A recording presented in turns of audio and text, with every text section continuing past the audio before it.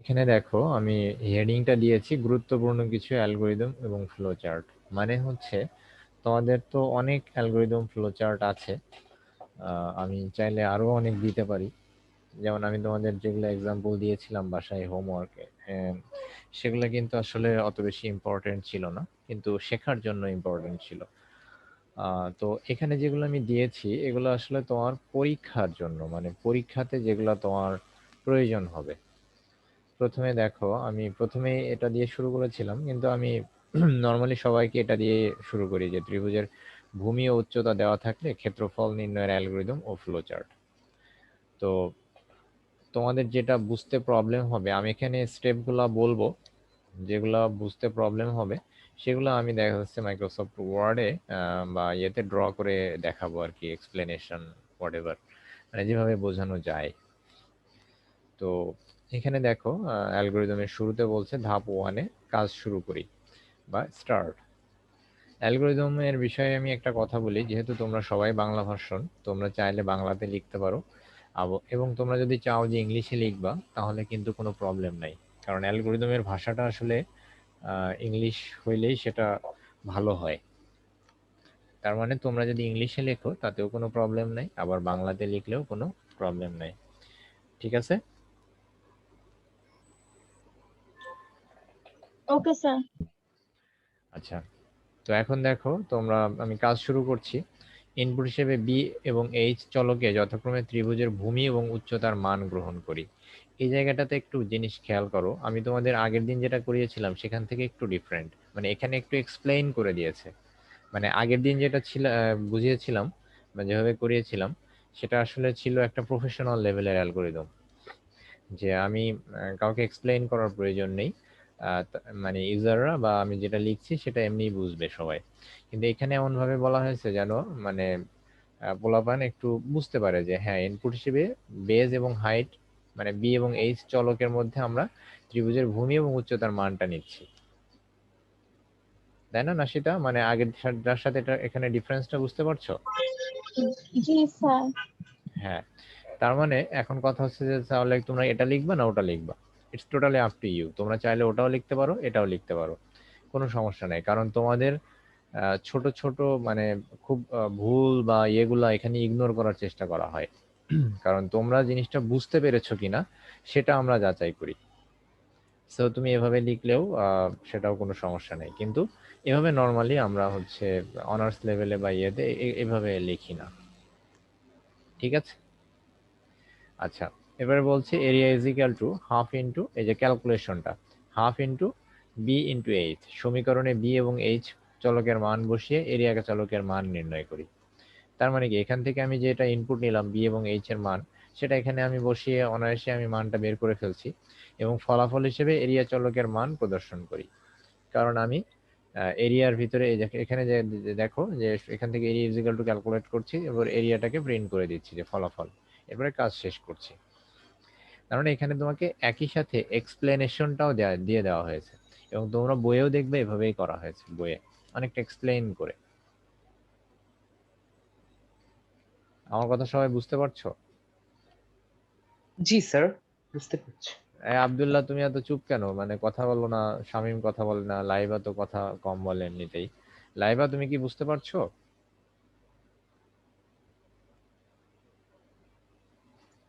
Hello Laiba. জি এই লাইবা, তুমি কি শুনতে পাও? তোমার সাথে তো অনেকদিন কথাই হয় না। তুমি লাস্ট ক্লাসেও মনে হয় অনেক মাইকের প্রবলেম ছিল, নেটওয়ার্কের প্রবলেম ছিল। হ্যালো লাইবা, লাইবা তাসনিম, জি স্যার। তুমি কি শুনতে পাচ্ছো, মানে বুঝতে পারছো? স্যার লাস্ট ক্লাসটা করতে পারেনি তো তার একটু সমস্যা হচ্ছে। আচ্ছা, সেটা সমস্যা না, আমি লাস্ট ক্লাসে যেটা করিয়েছি সেটা আবার করাচ্ছি, কিন্তু তুমি শুনতে পাচ্ছ কিনা, মানে তোমার রেসপন্সটা অনেক কম আসে তো আমি জি আসলে। স্যার, শুনতে পাচ্ছি। আচ্ছা, তাহলে তুমি কোথাও না বুঝলে সেটা আমাকে বলো। এখানে আমি যেটা করলাম, আমি বলছি যে আমি কাজ শুরু করছি। অ্যালগোরিদম মানে হচ্ছে ধাপে ধাপে কোনো একটা সমস্যার সমাধান করা। তো এখানে আমাদের টার্গেটটা হচ্ছে ত্রিভুজের ক্ষেত্রফল নির্ণয় করা। তাহলে আমরা কাজ শুরু করলাম। আর ত্রিভুজের ক্ষেত্রফল নির্ণয় করতে গেলে এখানে দেখো শুরুতেই বলছে ভূমি এবং উচ্চতা দেওয়া আছে। তার মানে এই দুইটার মান আমাদের নিতে হবে। এ দেখো বি এবং এইচ চলক, এই দুটা হচ্ছে ভেরিয়েবল, মানে আমরা নর্মালি যে এক্স এর ভ্যালু নেই বা ওয়াই এর ভ্যালু নেই সেরকম আর কি, দুইটা ভ্যালু নেওয়া হয়েছে বি আর এইচ, এই দুইটার মান আমরা ইনপুট করব হচ্ছে ভূমি এবং উচ্চতা হিসেবে। এই দেখো ত্রিভুজের ভূমি ও উচ্চতা আমরা এই দুইটা চলকের মধ্যে নিব। এরপর দেখো আমরা ফর্মুলা বসাচ্ছি, area is equal to half into ভূমি গুণ উচ্চতা। এই আমরা সমীকরণে বিএইচ এর মান বসিয়ে ফলাফল ক্যালকুলেট করে আমরা আউটপুটে দেখাচ্ছি। ঠিক আছে, লাইভা বুঝতে পারছো এবার? জি স্যার।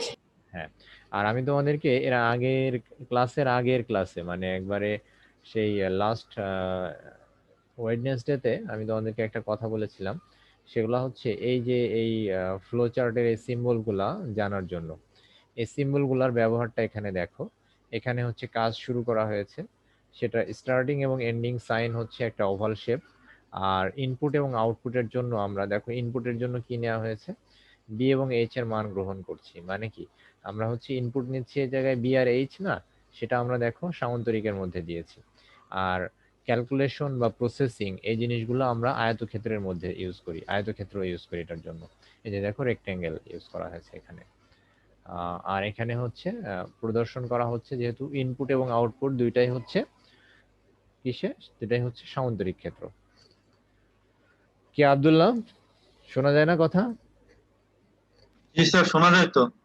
হুম, রেসপন্স করো না কেন? এগুলো বুঝো এই জন্য, আগে তো জি করানো স্যার, হয়। এটা তো হয়েছিল স্যার, এর আগের দিন তো হয়েছিল এটা। হ্যাঁ, ওরা ছিল না তো এই জন্য ওদেরকে একটু ইয়ে করে দিচ্ছি। তাহলে আহনাফ, এটা বুঝতে তো প্রবলেম নাই নাকি? নো নো স্যার, স্যার আমি ধরতে পেরেছি, অসুবিধা নেই। Okay fine. তাহলে আমরা হচ্ছে এখন এইটাতে চলে আসি যেটা আমরা করি নাই। তো আমরা হচ্ছে দেখো সেলসিয়াস স্কেলের তাপমাত্রা ফারেনহাইট স্কেলের তাপমাত্রায় রূপান্তরের অ্যালগরিদম ও ফ্লো চার্ট। মানে ব্যাপারটা হচ্ছে যে এরকম, যে ধরো তুমি আজকের তাপমাত্রা আজকে কত ডিগ্রি, আজকে হচ্ছে 32 ডিগ্রি সেলসিয়াস এই মুহূর্তে ঢাকাতে। তো 32 ডিগ্রি সেলসিয়াস টেম্পারেচারটা তুমি you have to convert that temperature into Fahrenheit scale. তো এটার জন্য একটা অ্যালগরিদম তুমি লিখবা। তো আমি আগেই বলে নিই, এটা করার জন্য আমরা যে সূত্রটা ব্যবহার করি সেই সূত্রটা কিন্তু আমাদেরকে মুখস্থ করতে হবে, কারণ সূত্র জিনিসটা হচ্ছে মুখস্থ জিনিস। এখানে কোনো ক্রিয়েটিভিটি বা এখানে কোনো তৈরি করার কিছু নাই। তো সেই জিনিসটা আমাদেরকে একটু মুখস্থ করে নিতে হবে।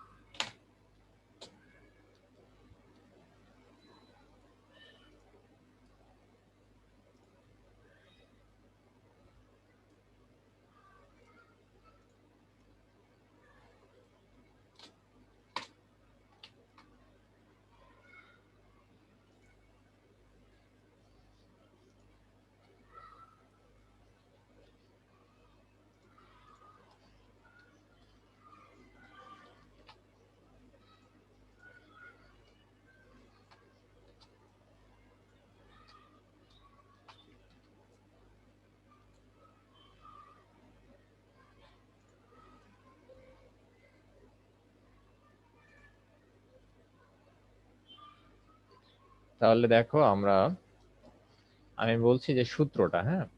তো এখানে আমাদের মেইন যে সূত্র ছিল সেটা হচ্ছে এই যে এই জায়গাটাতে দেখো দেওয়া আছে এফ ইজিক্যাল টু, আচ্ছা এটা মেইন সূত্র না, মেইন সূত্রটা হচ্ছে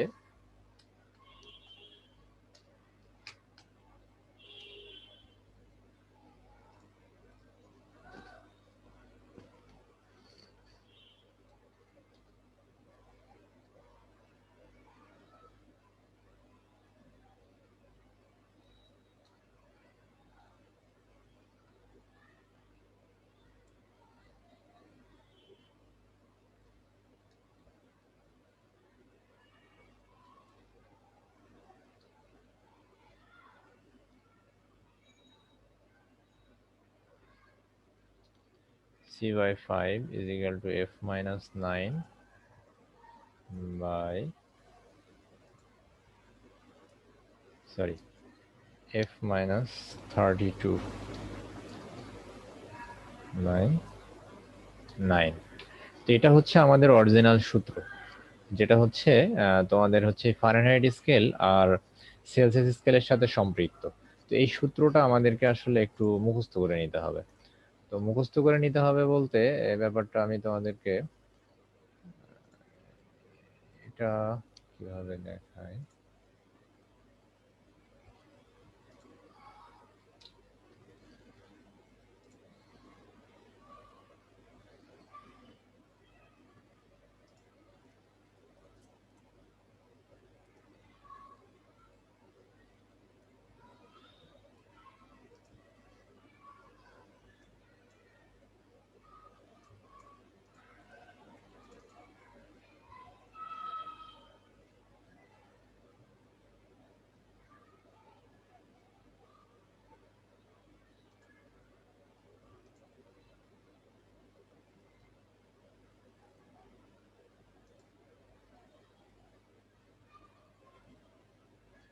তো যাই হোক, এটা তোমরা আমার মনে হয় বোঝার কথা।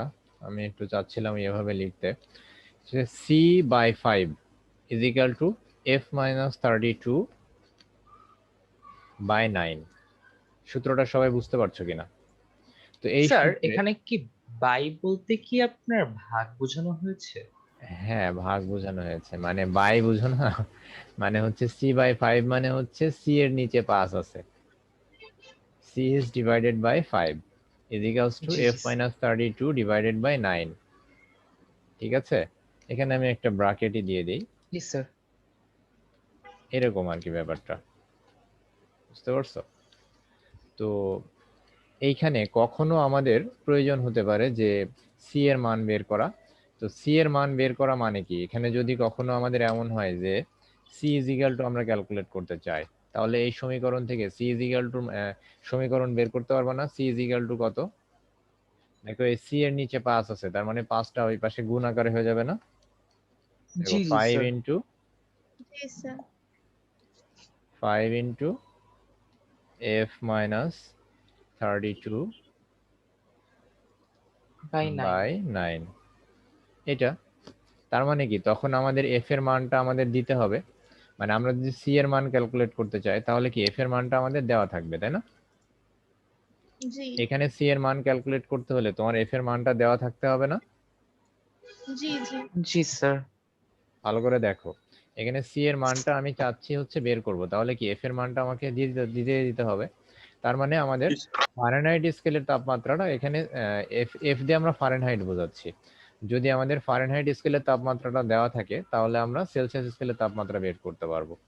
আর যদি আমাদের এফ এর মান বের করতে হয় তাহলে কি করতে হবে, এটা ইজিক্যাল টু যদি এফ এর মান বের করতে হয় তাহলে এটা সি এর মান তো আমরা বললাম এভাবে, এখন এফ এর মান বের করতে হলে আমাদের F minus 9c by 5 F minus 32 equals to আসবে হচ্ছে 9c বাই 5, তাই না? জি sir plus 32 sir 9c by 5 5। আর পরের ধাপে হচ্ছে F is equal equal to 9c by 5 plus হচ্ছে 32 9c বাই 5 টোটাল ব্র্যাকেট 32। এটা ব্র্যাকেট দেওয়া লাগবে না, এটা এমনিতেই বোঝা যায়। আচ্ছা যাই হোক, তাহলে ব্র্যাকেট না দিলে স্যার 5 প্লাস 32 হয়ে যাবে স্যার, ভুল আসবে স্যার। আচ্ছা ঠিক আছে, আমরা ব্র্যাকেট দিয়ে দিলাম। এই তো এটা কিন্তু আমাদের বোঝানোর কিছু নাই, এটা হচ্ছে তোমাদের জাস্ট হচ্ছে কি এটা সমাধান, এটা তোমরা অনেক আগেই শিখে এসেছো। তার মানে এই দুইটা সূত্র আমাদেরকে, তাহলে আমরা পাচ্ছি যে এফ ইজ ইকুয়াল টু এত, সি ইজ ইকুয়াল টু এত। তাহলে আমাদের এফ এর মান বের করতে হলে সি এর মান দেওয়া থাকতে হবে, তাই না?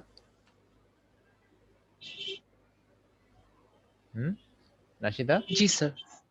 জি স্যার। লাইভা তুমি কি বুঝতে পারছো?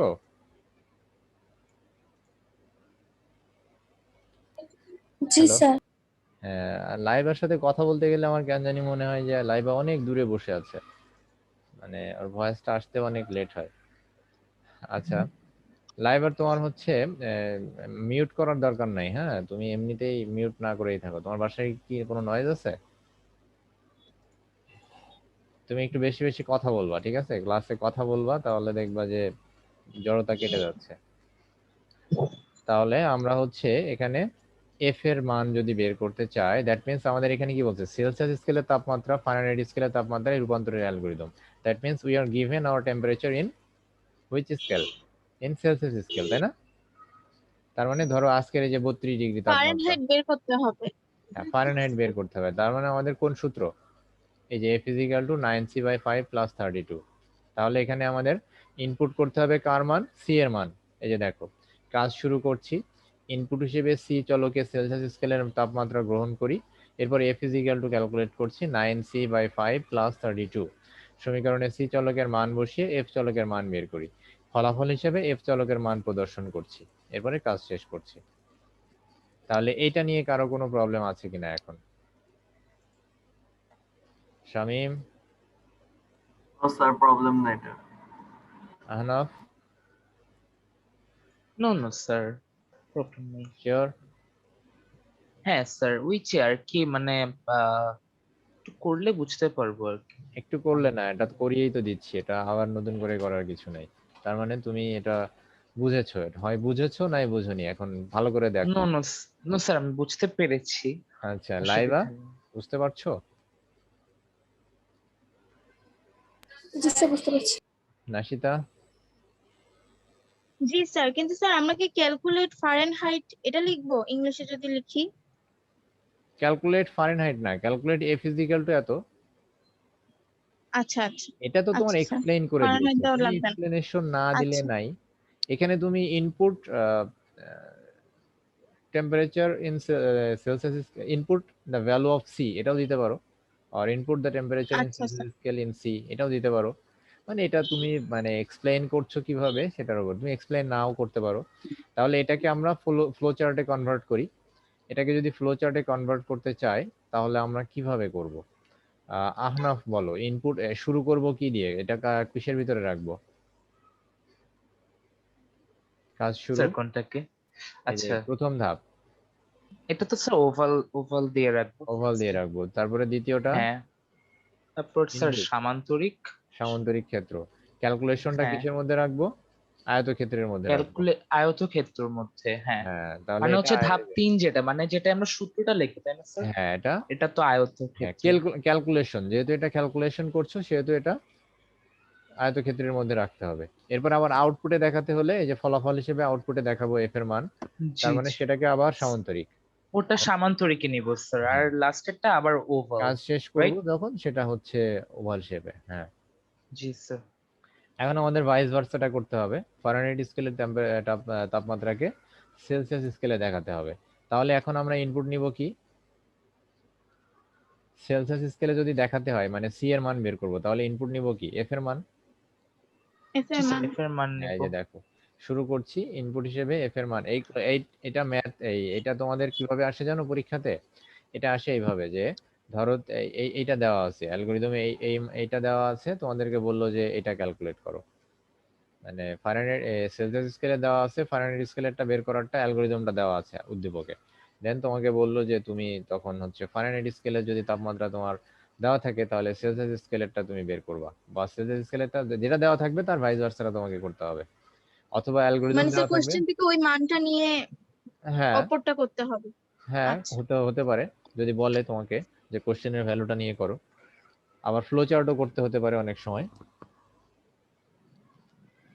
আচ্ছা, এখন বলছে ফারেনহাইট স্কেল, আচ্ছা এটা তো করলাম, দেখো কোনো ডিফারেন্স নাই, এটাও এরকমই, মানে হুবহু সেম। ত্রিভুজের ক্ষেত্রফল এটা তো আমরা আগেই করেছি। আয়তক্ষেত্রের ক্ষেত্রফল নিশ্চয় দেখানোর প্রয়োজন নাই, কারণ এটাও একদম সহজ। দৈর্ঘ্য গুণ প্রস্থ সূত্র, আমরা জাস্ট এল এবং ডাব্লিউ এর মান ইনপুট করব এবং area is equal two L W এর মান বসিয়ে বের করে ফেলবো। ঠিক আছে? কারো কোনো জি সমস্যা স্যার। আছে এটাতে? এটাও কিন্তু স্যার একটু আসে। স্ক্রল আপ, স্যার একটু স্ক্রল আপ করে যদি সেলসিয়াস এর সূত্রটা আরেকবার দেখাতেন ভালো হতো।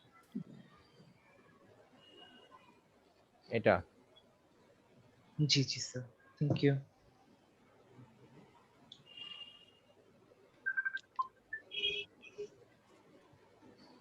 আচ্ছা, এখন আমরা একটা গুরুত্বপূর্ণ প্রশ্ন, একটা, এটা কি করিয়েছিলাম গতদিন বা কখনো তোমাদের? না না স্যার। স্যার। ওকে ফাইন, এটা এখন আমাদেরকে করতে হবে। সেটা হচ্ছে আগে আমরা অ্যালগরিদমটা দেখবো, এরপরে ফ্লো চার্টে যাব। প্রথম কথা হচ্ছে আমাদের একটা সংখ্যা ইনপুট নিতে হবে, সেই সংখ্যাটা জোড় না বিজোড় সেটা আবার বের করতে হবে। তো নরমালি একটা সংখ্যা জোড় না বিজোড় সেটা আমরা কিভাবে নির্ধারণ করি? তো কোনো সংখ্যার সাথে যদি 1 যোগ করার ফলে তাকে যদি 2 দ্বারা ডিভাইড করা যায় তাহলে সেটা হচ্ছে জোড়, আর না করা গেলে তা হচ্ছে বিজোড়। আবার 1 যোগ করলা কেন ফার্স্টে?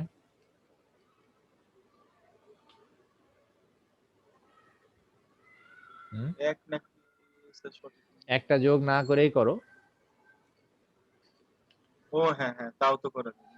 হ্যাঁ, তার মানে যদি তুমি সংখ্যাটাকে 2 দিয়ে ভাগ করো, ভাগ করলে যদি ভাগশেষ থাকে তাহলে বেজোড়, আর ভাগশেষ না থাকলেই জোড়। এখানে লজিকটা বুঝো, যদি ভাগশেষ থাকে তাহলে বিজোড়, বিজোড়। আর ভাগশেষ না থাকলেই জোড়।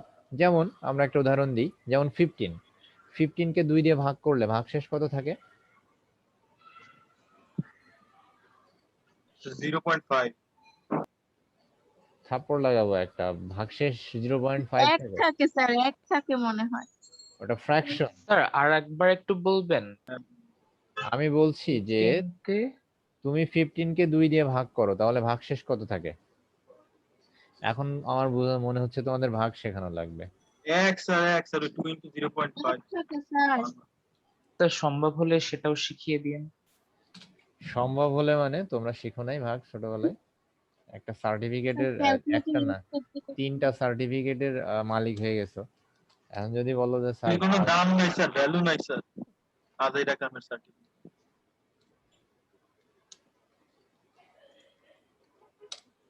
আমি বললাম যে 15 কে যদি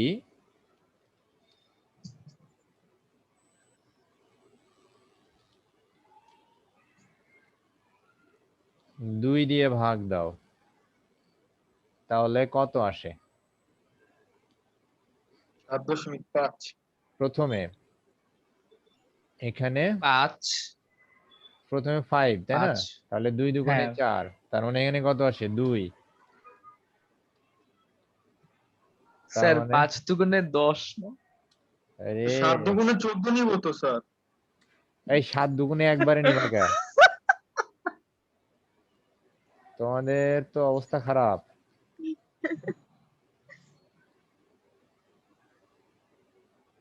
শুধু ডানি স্যার, ক্যালকুলেটর ইউজ করতে করতে এই অবস্থা। দেখো এখানে ধরো 2 আছে আর এখানে তুমি 15 কে ভাগ করছো, তাহলে 15 এর এই যে 15 কে তুমি ভাগ করছো তাহলে ডান সাইডের অঙ্কটা কত আছে? 5 আছে, তো 5 কে আগে আগে করব না? তাহলে 2 5 এর মধ্যে কয়বার যায়? দুইবার। 2 বার দুগুণে যায়, 4। 2 দুগুণে 4। ডান সাইডেরটা করি না আমরা বাম সাইডেরটা করি? আবার কথা কয়, আবার আমরা ডান সাইডেরটা করি আগে, ডান সাইডেরটা করি আগে। এখন বিয়োগ করো, বিয়োগ করলে কত থাকে? 11 ও 1 থাকে। যখন 1 পাচ্ছ বিয়োগ করে, তখন কি 1 কি 2 এর মধ্যে যায়? যায় না। তাহলে কি করতে হবে? বাম সাইড থেকে একটা উপরে যা আছে তা থেকে 1 নামাইতে হবে না?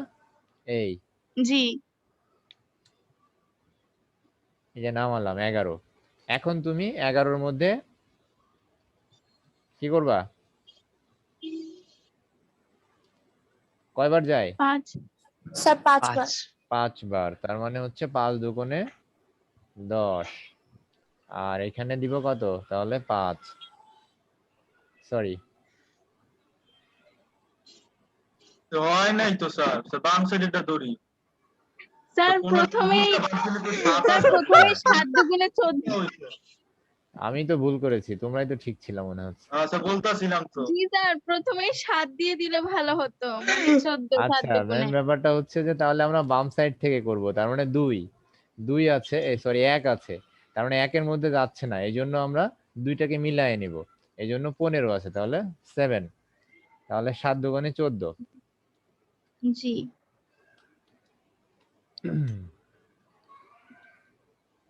তাহলে এখানে পাচ্ছি কত আমরা ভাগশেষ? 1। 1 আমরা ভাগশেষ পাচ্ছি 1। দেখো, তার মানে এখানে আমাদের ভাগফল 7 ভাগ ভাজ্য এখানে 2, ভাজক ভাজ্য হচ্ছে 15, ভাজক হচ্ছে 2 আর ভাগশেষ হচ্ছে 1।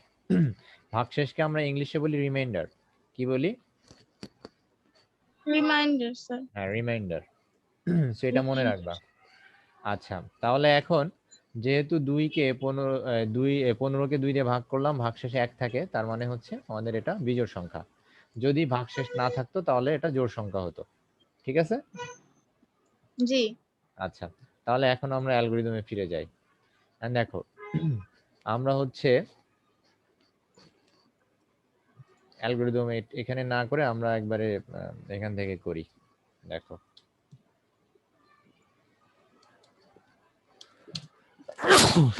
সরি,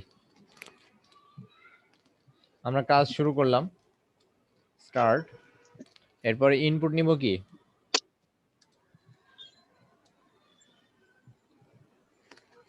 একটা নাম্বার ইনপুট নিব না? যে কে নাম্বারটা আর জি স্যার। ইনপুটে নাম্বার,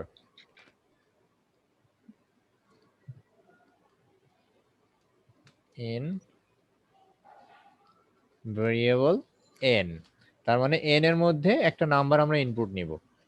n একটা ভেরিয়েবল নিচ্ছি, সেই n ভেরিয়েবলের মধ্যে আমরা একটা নাম্বার নিব ইনপুট, তাই না? দেখো এখানে জি, কি স্যার। বলছে, ইনপুট হিসেবে n চলকে একটি সংখ্যা গ্রহণ করি। ঠিক আছে? আচ্ছা, এখানে কিন্তু আমি গতদিন তোমাদেরকে একটা জিনিস শিখিয়েছিলাম যে ওই যে আউটপুটে দেখাবে কি, ইনপুটে নাম্বার, তাই প্রিন্ট না? বা আউটপুট হ্যাঁ, প্রিন্ট বা আউটপুটে, তো সেটা আমরা না করলেও চলবে, যেহেতু আমরা আপাতত করছি না।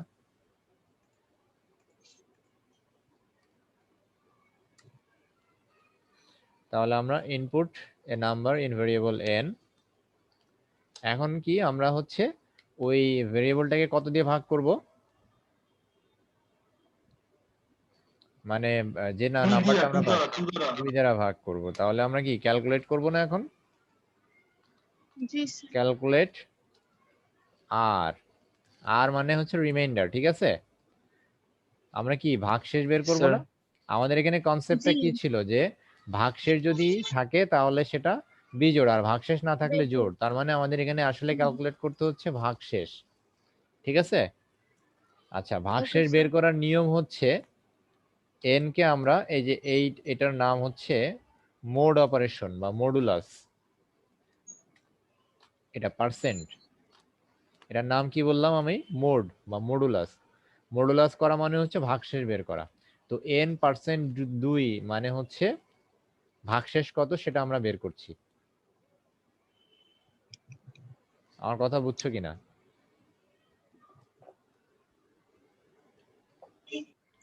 জি স্যার। কনফিউশন থাকলে বলো। 10% দিলাম কেন? পার্সেন্ট মানে হচ্ছে আমাদের ভাগশেষ, মোড অপারেশন, এটা মডুলাস। ভাগশেষের বদলে তোমরা মোডও দিতে পারো। বুঝলাম না স্যার। বুঝো নাই? স্যার প্রোগ্রামিং এর ভাষায় ভাগশেষ বের করার নিয়ম হচ্ছে n mod 2, n mod 2 এটা সমান, এখন n এর মান যদি হয় ধরো 15, তার মানে 15 mod 2 মানে হচ্ছে কত? 1। ভাগশেষ কত? 2 দিয়ে 15কে ভাগ করলে কত থাকে ভাগশেষ? 1 1 থাকে না? ওই তো। তার মানে 15 হ্যাঁ mod স্যার। 2 মানে 1।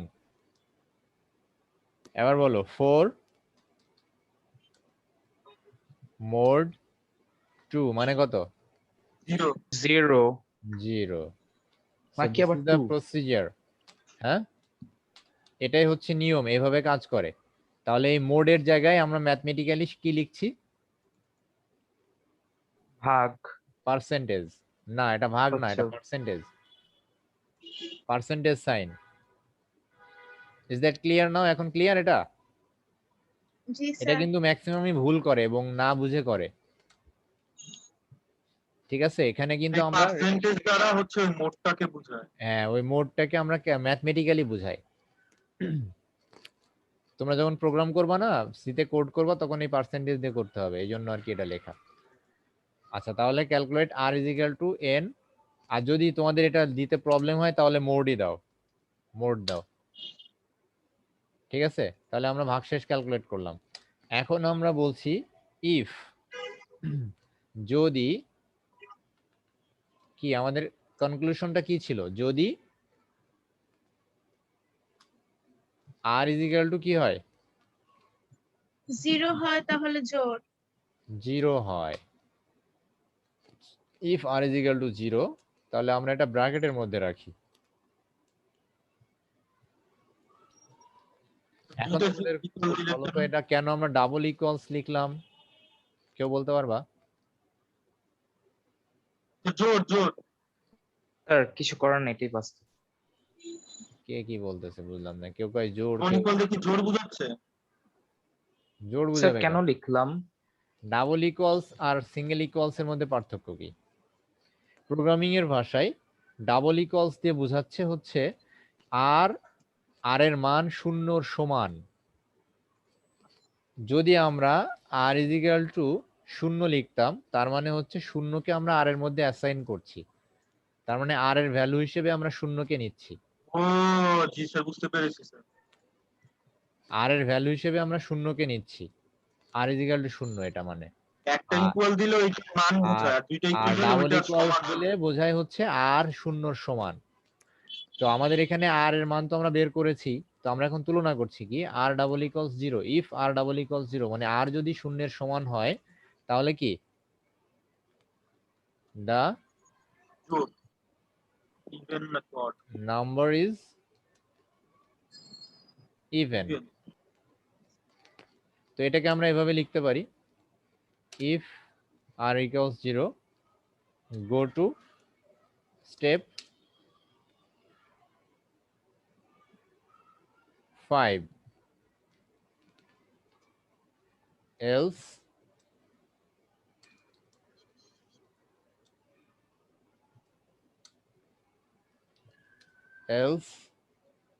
go to step 6। এখন আমরা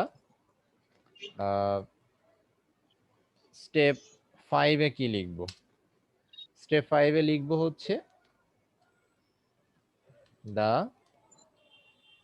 number is even, আর স্টেপ 6 এ লিখব the number is odd। এখানে আমরা গো টু প্রিন্টটা কি একসাথে লিখতে হবে নাকি স্পেস দেওয়া যাবে? গো টু একসাথে লিখতে হবে, কারণ গো টু প্রোগ্রামিং এর একটা কিওয়ার্ড। এরপর আমাদের স্টপ। তাহলে খেয়াল করো, আমি বললাম যে if R is equals to 0, যদি আর এর মান 0 হয়, তার মানে ভাগশেষ যদি 0 হয় তাহলে গো টু স্টেপ 5, তার মানে কি নাম্বার ইজ ইভেন। আমরা চাইলে এখানেই লিখে দিতে পারতাম, কিন্তু আমি সেটা এখানে না লিখে আমি সরাসরি এখানে আলাদা আলাদা ধাপ করে করলাম আর কি। ঠিক আছে, এটা সবাই ক্লিয়ার কিনা? জি স্যার। জি স্যার।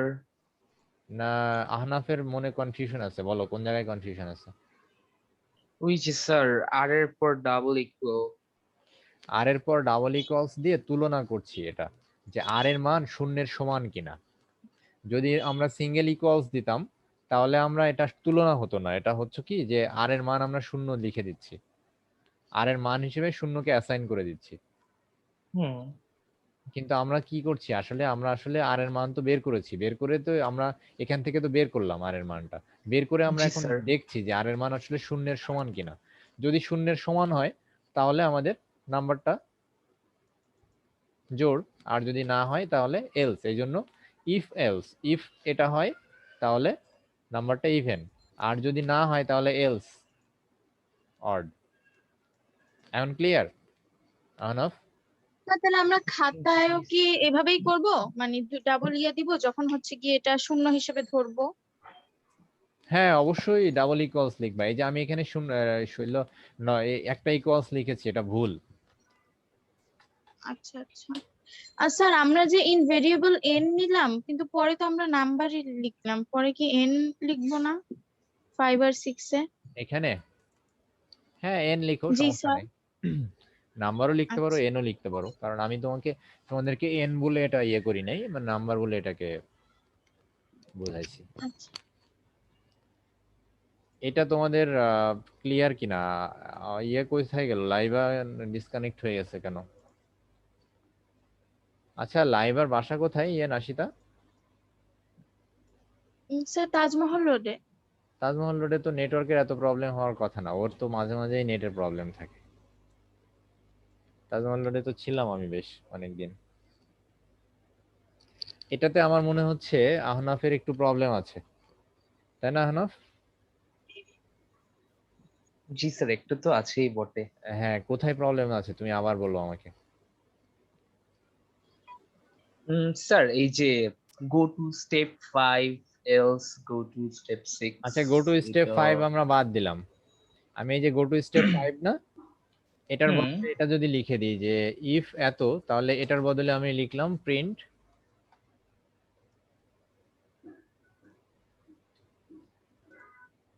তাহলে কি তোমার কোনো আপত্তি আছে? নো না স্যার। তার মানে আমরা ওই 5 স্টেপে যেতে বলেছি, কিন্তু 5 স্টেপটাই তো বলছে যে নাম্বারটা প্রিন্ট করতে, মানে ও আচ্ছা। Number even. আর এলস বলছি গো টু স্টেপ 6। তো 6 নম্বর স্টেপে যদি না যায়, না গেল কোনো সমস্যা নাই, না গিয়ে আমরা ওটা এখানেই লিখে দিলাম তাহলে। বুঝো নাই? ও আচ্ছা, বুঝতে পারছি স্যার।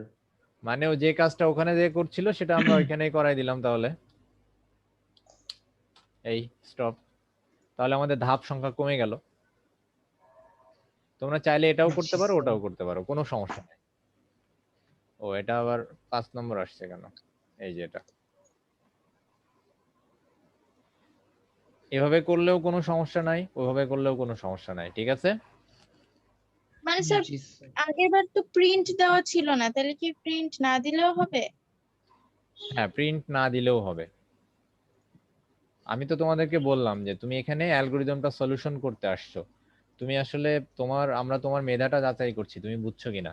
তোমরা মাত্র ইন্টারমিডিয়েটে পড়ছো, তো এত ভুল এত ত্রুটি তোমাদের আসলে অত বেশি মানে কাটাছেঁড়া করা হবে না, ঠিক আছে?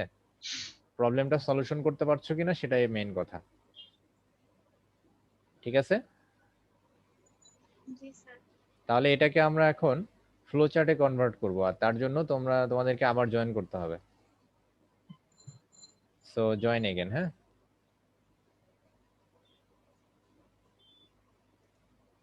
সবাই জয়েন করো কিন্তু আবার।